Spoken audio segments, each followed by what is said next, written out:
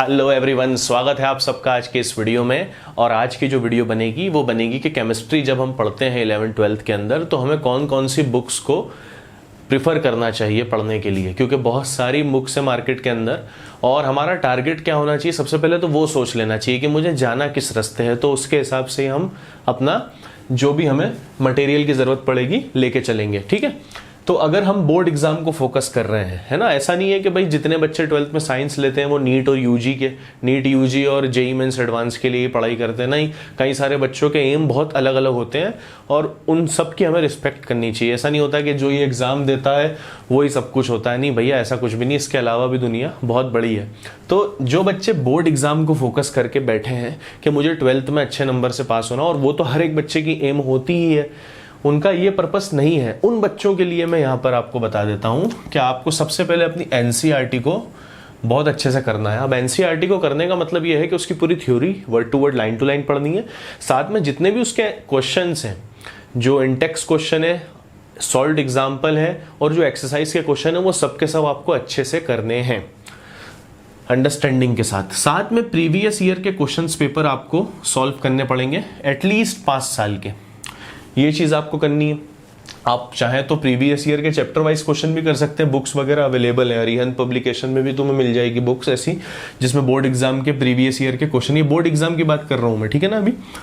और अगर आपको थोड़ा अंडरस्टैंडिंग के साथ केमिस्ट्री को समझना है, क्योंकि कई बार ऐसा होता है कि एनसीईआरटी समझ में नहीं आती है, तो रेफरेंस के लिए आप प्रदीप की रेफरेंस बुक आती है, प्रदीप केमिस्ट्री करके, वो आप ले सकते हो। 11th और 12th दोनों की आती है, तो वो आप प्रिफर कर सकते हो। साथ में ये एक चीज़ बहुत इंपॉर्टेंट है, आपको आपकी क्लास नोट्स तो बनाएंगे आप, क्योंकि अगर आप स्कूल के टीचर से पढ़ रहे हैं तो वहाँ बनेगी, और अगर आप किसी कोचिंग इंस्टीट्यूट में जा रहे हैं जहाँ पर बोर्ड एग्जाम के हिसाब से तैयारी कराते हैं तो वहाँ पर भी आप नोट्स तो बनाते होंगे।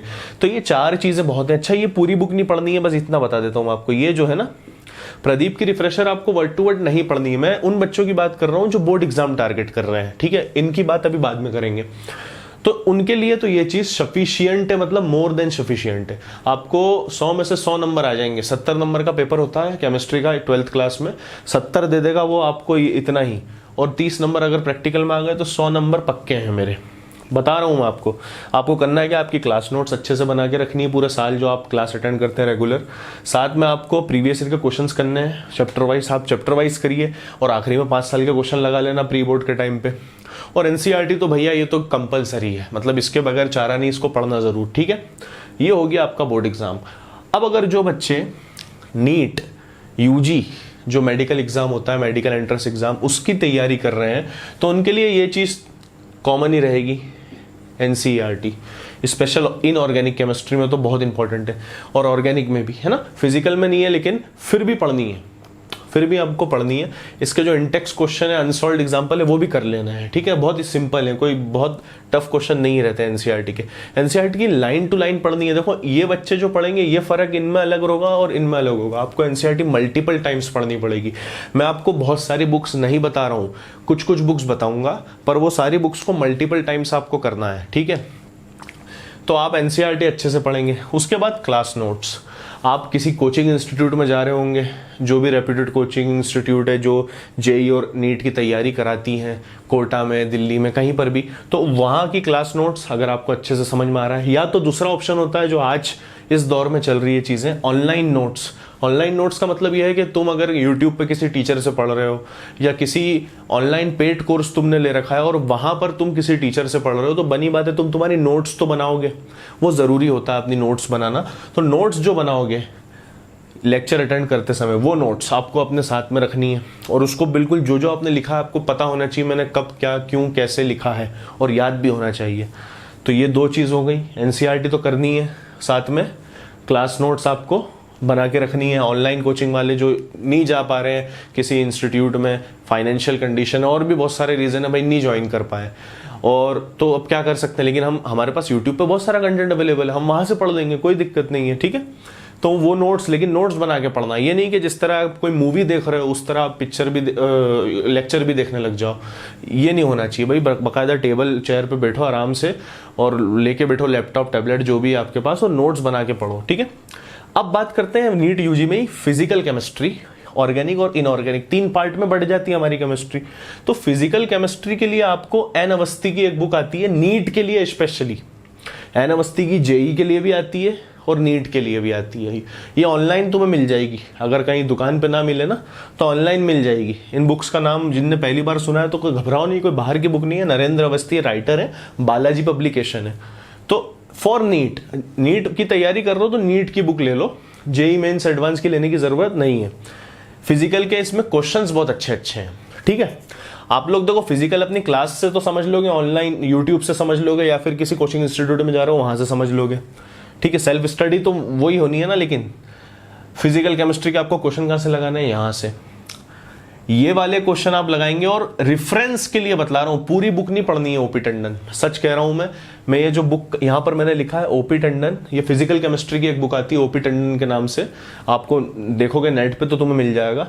और यहां लिखा है फॉर रेफरेंस, तुम्हें सिर्फ टॉपिक्स कुछ समझ में नहीं आया, फॉर एग्जाम्पल तुम्हें कोई इलेक्ट्रोकेमिस्ट्री में कोई लॉ समझ में नहीं आ रहा है, या फिर तुम्हें केमिकल काइनेटिक्स के अंदर रेट लॉ समझ में नहीं आ रहा, जो भी कोई ऐसा टॉपिक है जिसमें तुम्हें थोड़ा डिटेल में पढ़ने का ऐसे ही मतलब लगा है, तो तुम ओपी टंडन को ले लो, उसमें थोड़ी थ्योरी अच्छी दे रखी है, ठीक है। लेकिन क्वेश्चन सॉल्व के लिए तो आपको नरेंद्र अवस्थी करनी चाहिए, ठीक।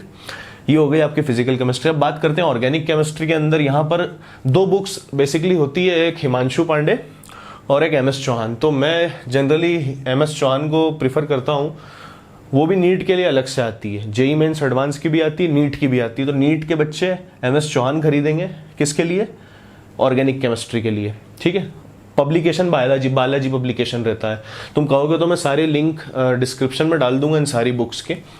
तो एम एस चौहान आपने ले ली फॉर नीट, यहाँ पर लिखा हुआ है फॉर नीट। रेफरेंस के लिए अगेन आप बहुत मोटी बुक आती है सोलोमन्स ऑर्गेनिक केमिस्ट्री, यहाँ ऑर्गन लिख दिया तो ये ऑर्गेनिक कर देते हैं इसको, अंडरस्टूड है खैर वो। तो सोलोमन्स ऑर्गेनिक केमिस्ट्री अगेन बहुत मोटी बुक है, अगर कोई टॉपिक समझ में नहीं आ रही है, कोई रिएक्शन मैकेनिज्म नहीं समझ में आ रहा आपको, और वो सिलेबस में गिवन है ना, E1 E2 मैकेनिज्म नहीं आता समझ में, आप इसको रेफर करो, बहुत बढ़िया बुक है। सारी चीजें इसमें हर टॉपिक डिस्कस किया हुआ है सोलोमन्स में।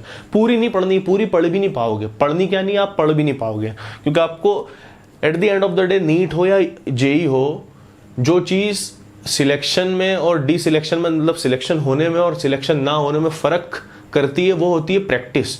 तो ये जो बुकें हैं ना, ये आपकी प्रैक्टिस को अच्छा करेगी। नरेंद्र अवस्थी की बुक है, एम एस चौहान की बुक है, ये बहुत बड़े पब्लिशर्स हैं, बहुत बड़े राइटर हैं ये, ठीक है, बहुत बड़े टीचर हैं, तो इन्होंने बनाई है बुक और बहुत फेमस बुक्स हैं। तुम किसी भी टॉपर से पूछोगे ना तो इन्हीं बुक्स के नाम लेंगे वो। तो हमें भी उसी तरीके से पढ़ना पड़ेगा ना जिस तरह से आगे वालों ने पढ़ा है। इनऑर्गेनिक केमिस्ट्री के लिए मैंने वापस से एनसीईआरटी को लिखा है, क्योंकि सही बात तो यही है, इनऑर्गेनिक केमिस्ट्री जो है 99% मैं कह सकता हूं, चलो और सेफ जोन पे चलते हैं, 80 to 90% तो एनसीईआरटी से आती है, ठीक है। साथ में प्रीवियस ईयर के क्वेश्चंस लगा लो, इनऑर्गेनिक के जितने भी हैं। वैसे एक चीज और समझ लेना, प्रीवियस ईयर के तो आप सारे क्वेश्चन लगाओगे, इनऑर्गेनिक के भी हो, ऑर्गेनिक के भी हो और फिजिकल के भी हो, तो सारे ही लगाओगे तुम। इनऑर्गेनिक के और अच्छे से लगा लेना। और इनऑर्गेनिक केमिस्ट्री जब पढ़ोगे एनसीईआरटी की तो नोट्स बना लेना।